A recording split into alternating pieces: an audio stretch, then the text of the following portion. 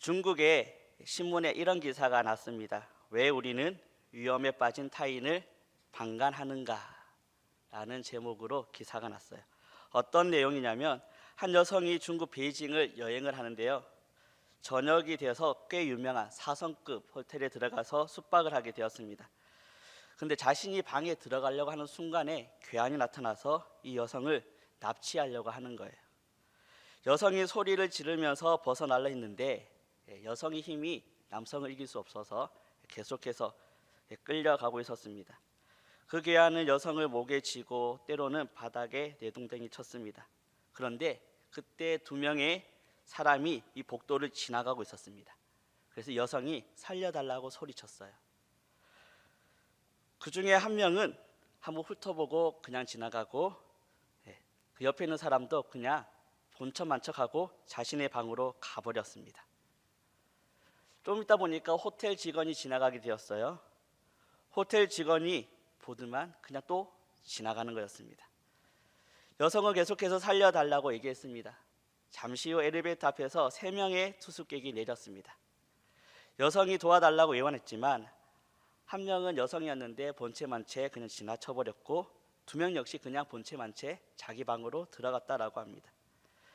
호텔 복도에서는 울부짖는 소리와 윽박지는 소리가 시끄러웠지만 그 누구도 이 복도에 나와서 도와준 사람이 아무도 없었다라고 합니다.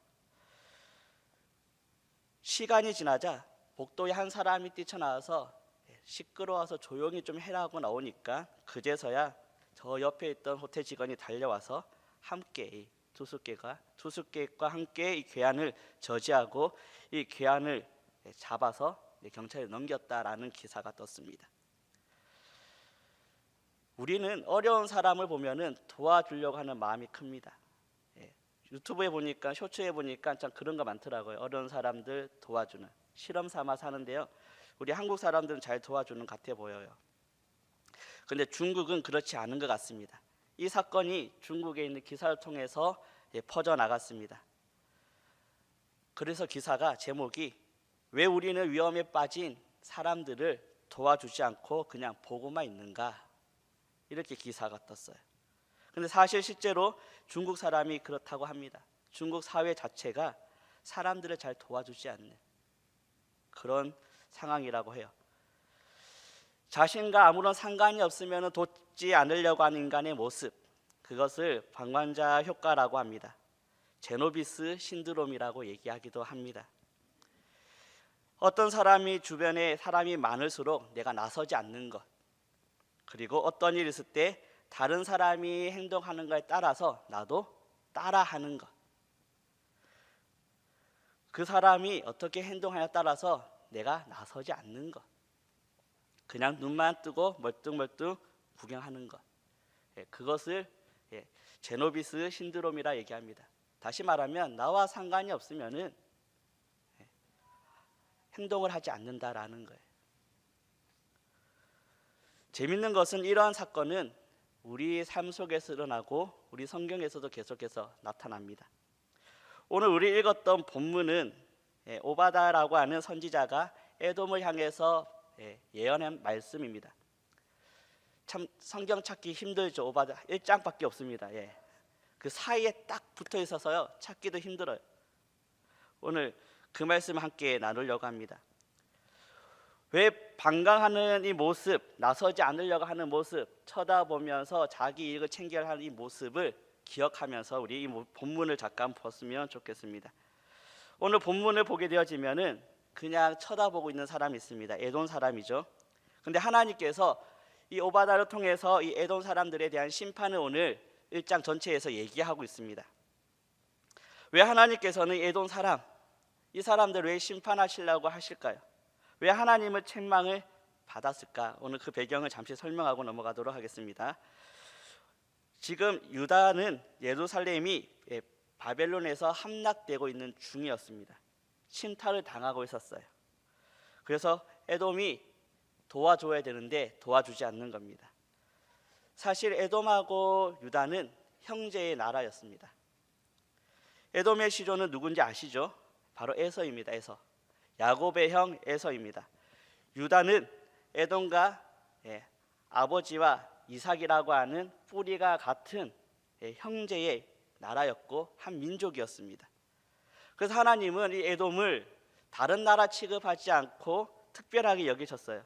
그래서 이스라엘에게 절대로 에돔을 적대시하지 마라, 친하게 지내라, 화친해라라고 계속 얘기합니다. 그래서 출애굽할 당시에 이스라엘이 가나안 땅에 갈 때도 에돔을 지나갈라 했지만 이 에돔이 길을 내어주지 않았어요.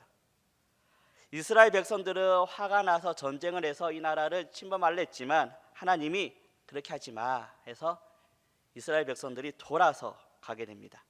왜냐하면 형제의 나라였기 때문입니다. 신명기 23장에 보니까 너는 에돔 사람을 미워하지 마라. 그는 내 형제이라.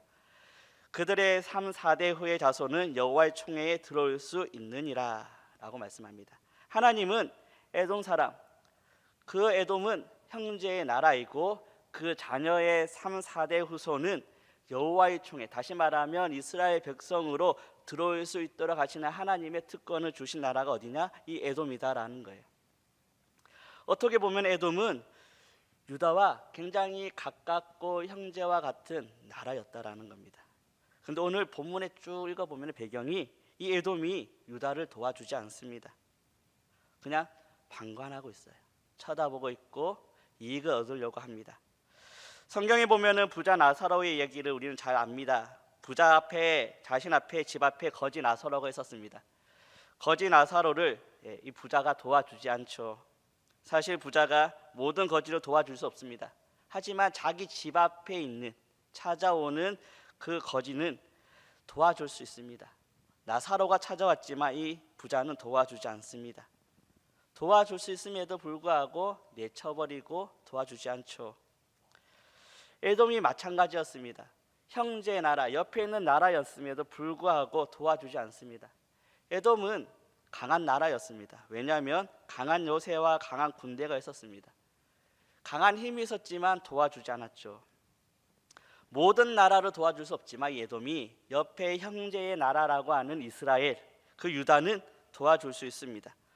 오히려 형제의 나라이기 때문에 더 도와줘야 더 마땅한데 오늘 본문에 보게 되어지면은 그 고통을 외면하고 방관하면서 자기들의 나라의 이익만 챙기는 것을 보게 됩니다.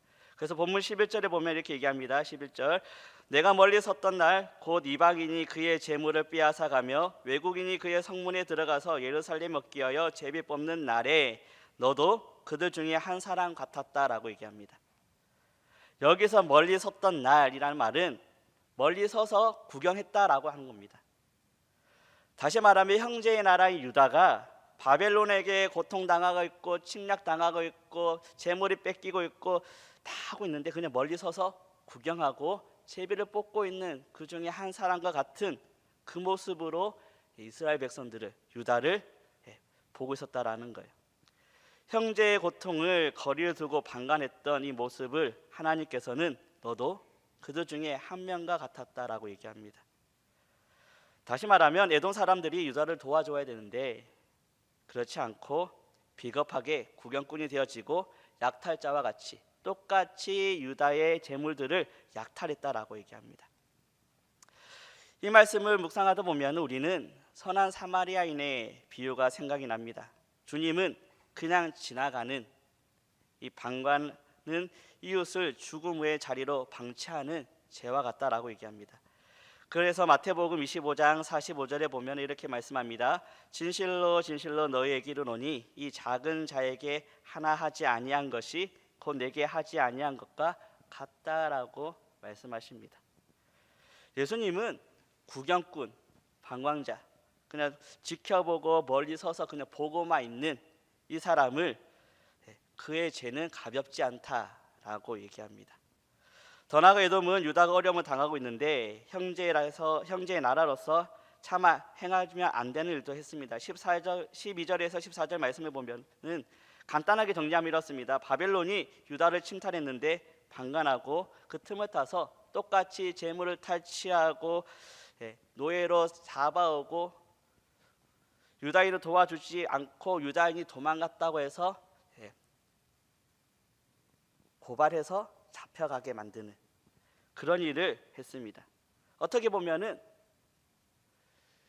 에돔이 전쟁으로 이 예루살렘이 멸망하는 일에 동참하진 않았지만 이스라엘 백성들이 마음이 꺾이고 힘들고 외톨이가 되는 그 모습을 그냥 보면서 그냥 지켜보고 도와주지 않는 그 모습을 오늘 하나님은 그것이 잘못되었다라고 오늘 말씀하고 있습니다. 하나님이 그것이 심판받을 일이고 오늘 에돔 너희도 심판당할 것이다 똑같이 말씀합니다. 어떻게 보면 여러분 아픔과 고통에 참여하지 않는 것 그것은 하나님께서 오늘 죄다라고 얘기합니다. 그냥 바라만 보고 있는 것 나와 상관은 없는 일이지 나와 관계없는 일이지 내가 굳이 해야 될까? 내가 거기에 꼭 참여해야 될까? 그 모든 것들이 하나님은 죄다라고 얘기합니다. 고통의 소리를 듣지 못하고 그냥 바라보고 있는 모습 결국 후회와 아픔이 낳게 되어진다라는 겁니다. 이 말씀을 제가 오래전에 준비했던 말씀입니다. 이 말씀에 준비하는 배경이 있었습니다.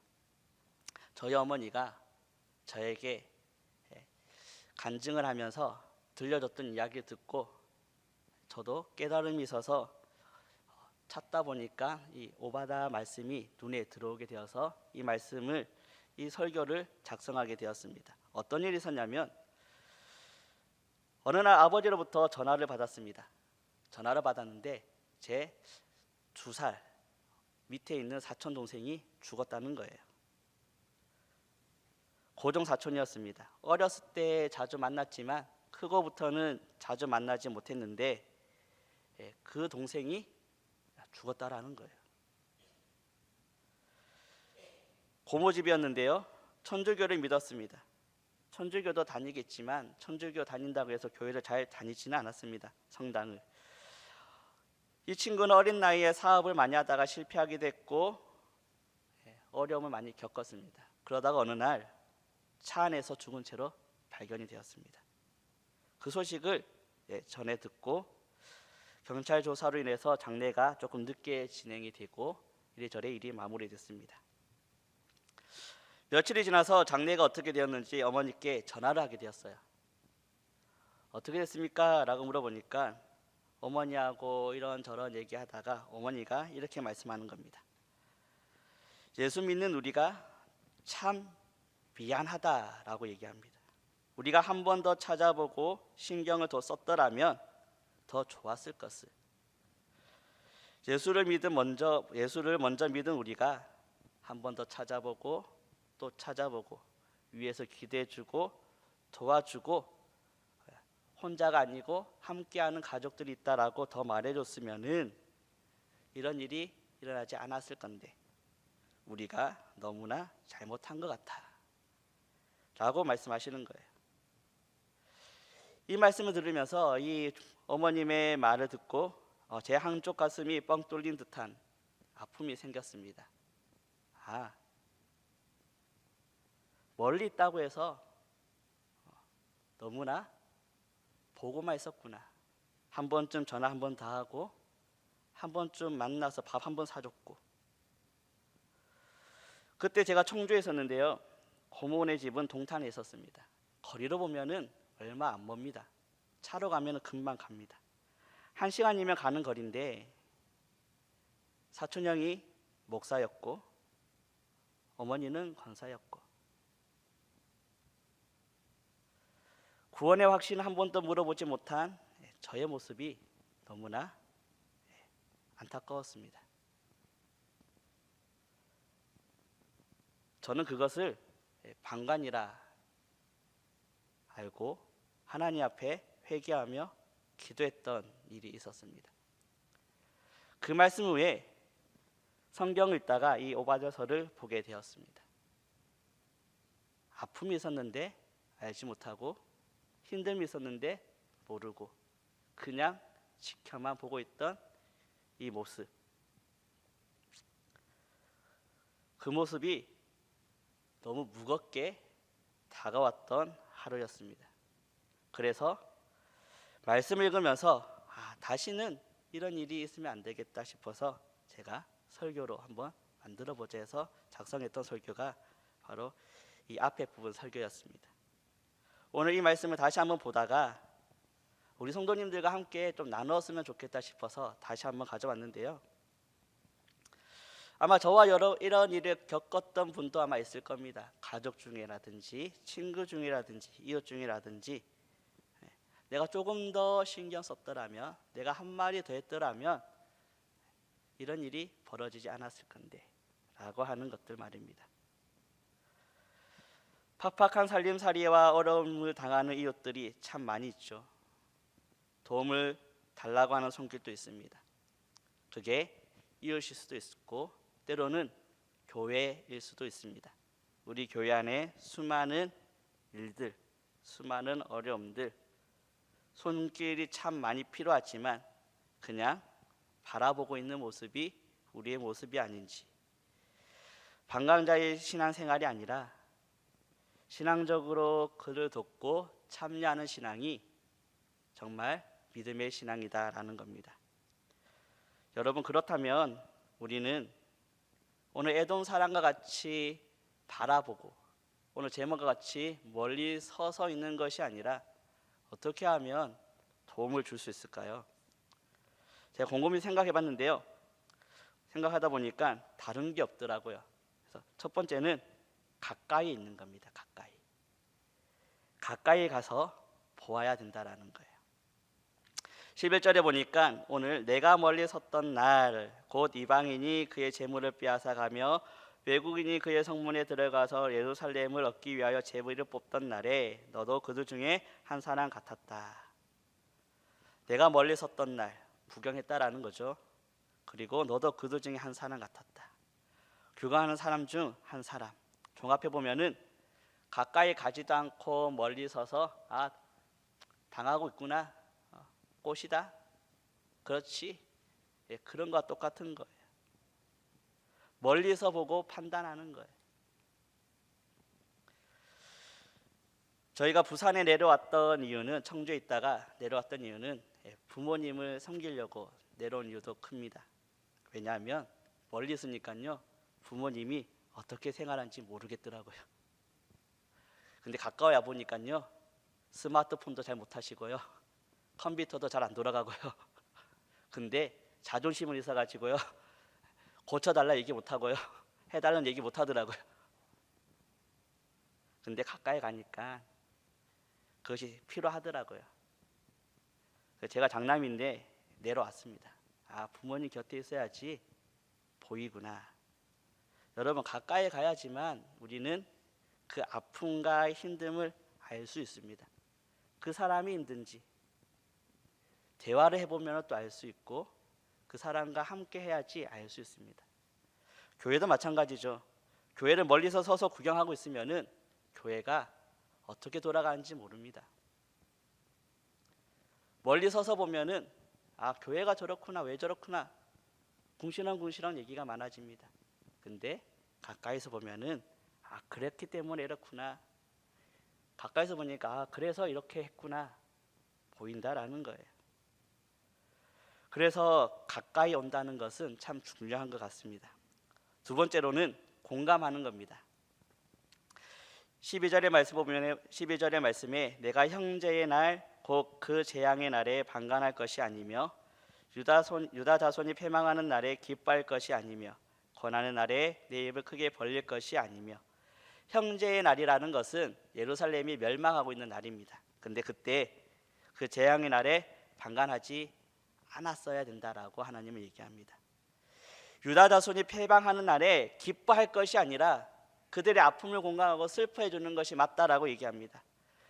이스라엘 백성들이, 유다 백성들이 고난에 당한 날에 그들이 크게 입을 벌릴 것, 그게 아니라 그들을 도와서 함께 울어줘야 된다라고 얘기합니다. 여러분, 이것이 공감이라는 거예요. 공감한다는 건 참 어렵죠. 누구는 티니, 누구는 피니 얘기하잖아요. 공감한다라는 것은 여러분 함께 한다라는 겁니다. 그래서 이해해주고 도와주는 겁니다. 요즘에는 함께 울어주고 함께 한다는 게 참 어려운 시대가 되었죠. 왜냐하면 혼자 하는 것을 좋아하는 시대이기 때문입니다. 혼자 하는 것이 좋아하기 때문에 같이 하는 게 어색합니다. 그렇지만 하나님은 그것이 아니고 서로 공감하며 함께 하기를 원하신다라는 거예요. 머리 되시는 예수님을 통해서 각 지체 되신 우리 성도님이 함께 유기적으로 나가는 그 모습을 하나님께서 원하신다라는 겁니다. 그렇기 때문에 하나님께서는 우리에게 공감하기를 원하시고 함께 하기를 원하신다라는 거예요. 함께 할 때에 그 사람의 아픔이 보이고 기뻐할 것이 아니라 아픔에서 같이 울고 방관하는 것이 아니라 도와줄 수 있다라는 겁니다. 세 번째로는 생명의 길로 갈 수 있도록 도와줘야 된다라는 거예요. 본문 14절에 보니까 이렇게 얘기합니다. 내 거리에 서서 도망하는 자를 막지 않을 것이며 고난한 날에 그 남은 자를 원수에 넘기지 아니할 것이라. 에돔 사람들이요, 예루살렘이 멸망하자 유다 사람들이 다 도망하였습니다. 근데 에돔 사람들이 저기 유다 사람 도망간다라고 고발도 하기도 하고요, 그걸 잡아서 바벨론 사람들에게 넘겼다라는 겁니다. 도망가는 그 길을 막았다라는 거예요. 어떻게 될 수 있을까요? 형제의 나라인데. 오늘 하나님께서는 그렇게 하면 안 된다라고 얘기합니다. 그 사람들이 살 수 있도록 그 길을 열어줘야 된다라는 거예요. 우리는 죽음의 길로 걸어가는 것이 아니라 생명의 길로 걸어가야 됩니다. 내 인생도 생명의 길로 걸어가야 되는 것이고, 옆에 있는 우리 이웃도, 우리 성도님도, 우리 교회도 생명의 길로 걸어가야 됩니다. 그러려면은 막는 것이 아니라 갈 수 있도록 도와줘야 된다라는 거예요. 그래서 하나님이 주시는 귀한 은혜로 함께 해 나갈 수 있다라는 겁니다. 오늘 하나님은 우리가 방관자로 그냥 머물러 서서 뭐 하네라고 하는 것이 아니라 함께 하기를 원하시고 공감하기를 원하시고 생명의 길로 나아가기를 원하신다라는 거예요. 이것이 전도가 될 수도 있고, 때로는 교회에 많은 프로그램이 될 수도 있고요, 때로는 구역이 될 수도 있고, 우리 가족이 될 수도 있고, 우리가 상황에 처해 있는 모든 환경 속에 우리가 다 들어간다라는 거예요. 참 아쉬운 것은 교회가 하는 일에 대해서 많은 사람들이 동참하지 않는다라는 겁니다. 담임 목사님이 안 계시니까 얘기하는데요. 릴레이 기도표 짜는데 많이 힘들었습니다. 오늘 3번 들어갈 뻔했는데요, 제가 누군가가 도와주셔서 2번 들어갔습니다. 다행히. 토요일은 6번 들어갈 뻔했는데 다행히 목사님 부부와 우리 한종주 부부께서 도와주셔서 다 채웠습니다. 기도는 다 같이 하는 겁니다.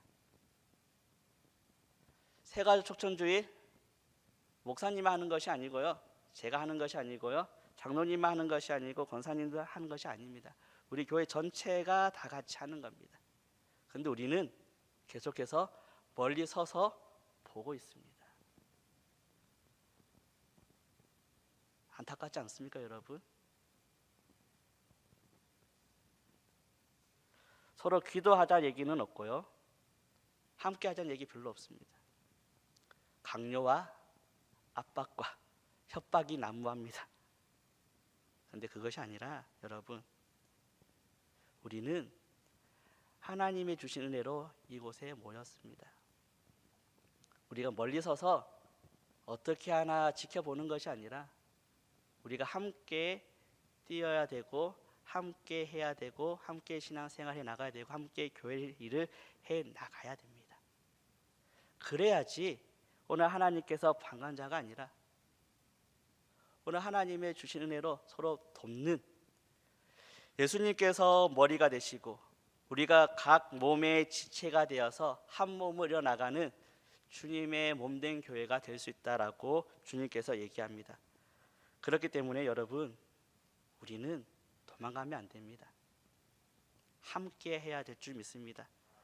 그래서 여러분 주시는 귀한 은혜로 멀리 서 있는 것이 아니라 늘 그 안에 들어오시기 바랍니다. 교회 일이든지 구역의 일이든지 또 가족의 일이든지 들어와야 된다라는 거예요. 우리 가족이 힘든데 멀리 서서 보고 있으면 얼마나 섭섭하고 슬픕니까? 우리는 예수님의 피로 한 몸이 되었습니다. 예수님 피로 가족이 되었습니다. 그럼에도 불구하고 우리는 서로 가족이 아닌 것처럼 살아갑니다.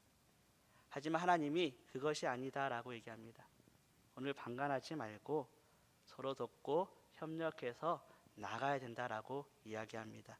우리 그 마음을 품었으면 좋겠습니다. 그 마음을 품고 함께 이 덕포교회를 위해서 달려나갈 수 있는 저와 여러분 되었으면 좋겠습니다. 이 시간 함께 찬양할 건데요. 아버지 당신의 마음 함께 찬양하려고 합니다. 원제목이요 하나님 아버지의 마음이라고 합니다. 하나님 아버지의 마음은 멀리 서서 쳐다보고 있는 것이 아니라 함께하고 하나님 마음이 머무는 곳에 우리 마음도 머물고 시선도 머물고 함께 머물러서 좀 하나님의 뜻을 이뤄나가는 믿음의 삶을 살아가기를 하나님은 원하십니다. 내 혼자 살면 돼. 아니요, 함께하라고 합니다. 그러기 위해 하나님께서는 이 공동체를 주셨고 이 공동체 안에 하나님의 놀라운 은혜를 부어주십니다. 그렇기에 이 찬양을 통해 우리가 하나님의 마음을 알아서 멀리 서 있는 것이 아니라 함께하고 공감하고 생명길로 나아갈 수 있는 우리 믿음의 공동체 되기를 간절히 축복합니다. 우리 함께 찬양하며 나가겠습니다.